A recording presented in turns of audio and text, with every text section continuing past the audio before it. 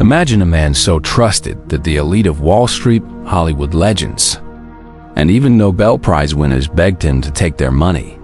He was the former chairman of the Nasdaq, a pioneer of electronic trading, and a pillar of the global financial community.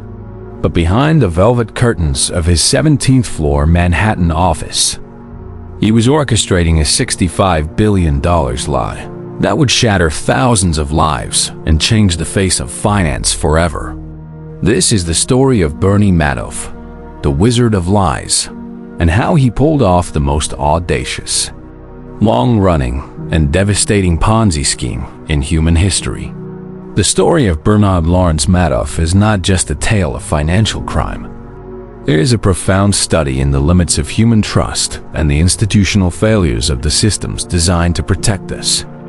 To understand how one man could siphon $65 billion from the world, we have to go back to the beginning, to a time when Bernie Madoff was not a villain, but a visionary. Born in 1938 in Queens, New York, Madoff's journey began with a modest $5,000 earned from lifeguarding and installing sprinkler systems. In 1960, he founded Bernard L. Madoff Investment Securities, BLMIS. At its inception, the firm was legitimate. Bernie was a pioneer. He and his brother Peter were among the first to see the potential of computer-driven trading. They built software that challenged the manual, floor-based systems of the New York Stock Exchange, eventually helping to birth the Nasdaq, where Bernie would serve as chairman for 3 terms. He was a titan, a man who didn't just play the game, he wrote the rules. But beneath this gleaming reputation, a dark metamorphosis was taking place. While the brokerage side of his business was a highly profitable, legitimate market-making operation, Madoff began a side business, an investment advisory arm. It was here that the Ponzi scheme took root. Precisely when the fraud began is a matter of debate. Madoff claimed it started in the early 1990s, but forensic evidence and employee testimony suggest the roots of the deception stretched back as far as the 1970s. The brilliance of Madoff's scam lay in its simplicity and its aura of exclusivity. He didn't promise the get-rich-quick returns typical of smaller Ponzi schemes. Instead, he promised consistency. Year after year, in bull markets and bear markets, Madoff's clients saw steady returns of 10% to 12%. It was the holy grail of investing. High returns with virtually no volatility to explain these impossible numbers. Madoff used a legitimate but complex-sounding trading strategy called split-strike conversion. He told investors he was buying a basket of blue-chip stocks that mirrored the S&P 100, then clearing position by buying put options to limit losses and selling call options to fund the puts and lock in profits. On paper, it sounded sophisticated. In reality, it was a ghost. Madoff wasn't buying the stocks, and he wasn't buying the options. The entire operation was a black box. He used a small, dedicated team on the 17th floor of the lipstick building separate from his legitimate 18th floor brokerage to manufacture fake trade confirmations and monthly statements. These documents were created using historical market data. They would look back at what the market did and execute trades that, in hindsight, were perfectly timed. Madoff's genius was also social. He utilized affinity fraud, the technique where a scammer targets a specific group of which they are a member. Being a respected figure in the Jewish community, Madoff cultivated a client base of prominent Jewish charities, country clubs, and wealthy families. This created a powerful social pressure. If everyone in your circle was with Bernie, you felt you had to be too. He didn't even have to market himself. He would often reject investors, telling them his fund was closed, only to reluctantly accept their millions later. This manufactured scarcity made being a Madoff client a status symbol. He also utilized feeder funds, intermediary investment firms that funneled billions from unsuspecting European and South American investors into BLMIS. These funds, like Fairfield Sentry, performed little to no due diligence because they were collecting massive fees just for the privilege of handing money to Bernie. Despite the growing scale of the fraud, the red flags were ignored for decades.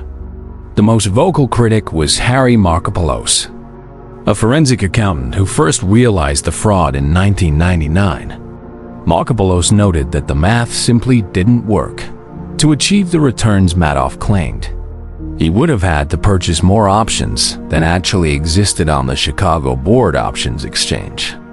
Markopolos sent detailed reports to the Securities and Exchange Commission (SEC) in 2000, 2001, 2005, and 2008, essentially gift-wrapping the largest fraud in history for the regulators.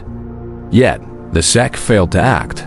Their investigators were often young, lacked the technical expertise to understand derivatives, and were intimidated by Madoff's legendary status. In one instance, an investigator even admitted that they didn't want to push too hard on a man who was once the head of the NASDAQ. Major banks like JP Morgan Chase also missed the signs as Madoff's primary banker. JP Morgan saw billions flowing through his 703 account, yet they failed to report the suspicious lack of trading activity. Internal memos recently surfaced in lawsuits showing that bank executives had their own doubts about Madoff's returns. But they continued the relationship because the fees were too lucrative. This willful blindness was systemic across Wall Street. As long as the money was coming in and the checks were clearing, nobody wanted to pull the thread that would unravel the sweater. The end came not from an investigation, but from a global catastrophe.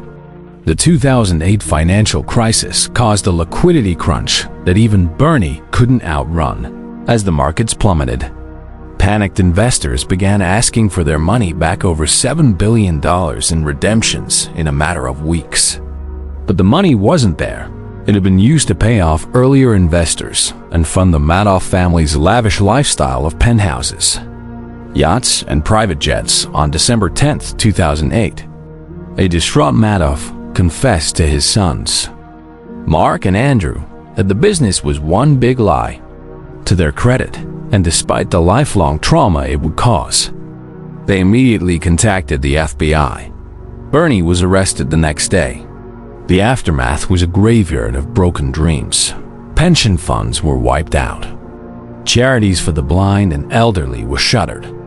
And Nobel laureate Elie Wiesel lost his life savings.